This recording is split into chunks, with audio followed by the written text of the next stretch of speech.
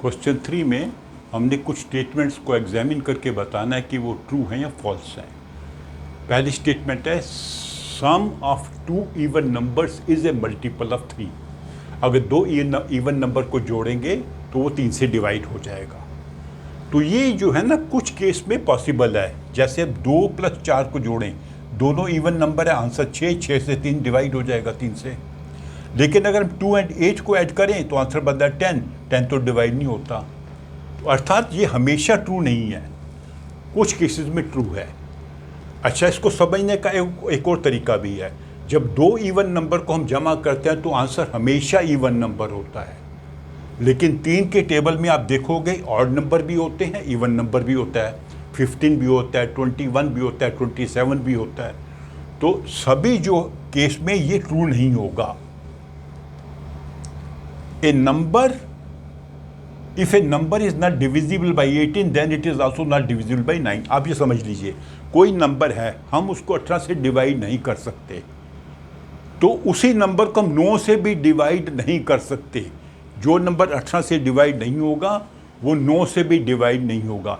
ये भी हमेशा ट्रू नहीं है। जैसे मान लीजिए हम नंबर लेते हैं 36, 36 18 से भी डिवाइड हो जाएगा और 9 से भी हो जाएगा। अगर हम लेते हैं 45, 45 9 से डिवाइड हो जाएगा लेकिन 18 से डिवाइड नहीं होगा। इसके पीछे रीज़न क्या है? जो नंबर 18 से डिवाइड होता है वो 2 से भी डिवाइड हो जाएगा और 9 से भी डिवाइड होगा, बिकॉज 2 9 = 18। लेकिन 9 के जो मल्टीपल्स होते हैं वो सभी 2 से डिवाइड नहीं होते। 9 का मल्टीपल जैसे 27 है, वो 2 से डिवाइड नहीं होगा। 9 का मल्टीपल है 45, वो 2 से डिवाइड नहीं होगा।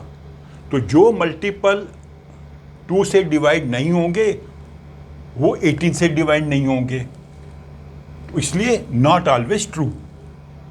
तीसरा क्या कह रहा है कि दो नंबर को अगर हम जोड़ते हैं, अगर वो नंबर 6 से डिवाइड नहीं होते तो ये भी डिवाइड नहीं होगा, जो सम है उनका। तो ये भी हमेशा ट्रू नहीं है। कैसे? 12 एक नंबर है, वो 6 से डिवाइड हो जाएगा। 6 एक नंबर है, वो भी 6 से डिवाइड हो जाएगा। और उनको ऐड करेंगे 12 और 6 को, दोनों नंबर को ऐड किया 18, ये डिवाइड हो जाएगा।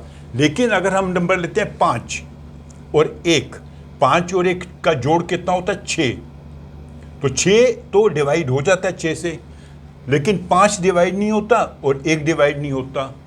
तो ये स्टेटमेंट हमारी है फॉल्स, नॉट ट्रू।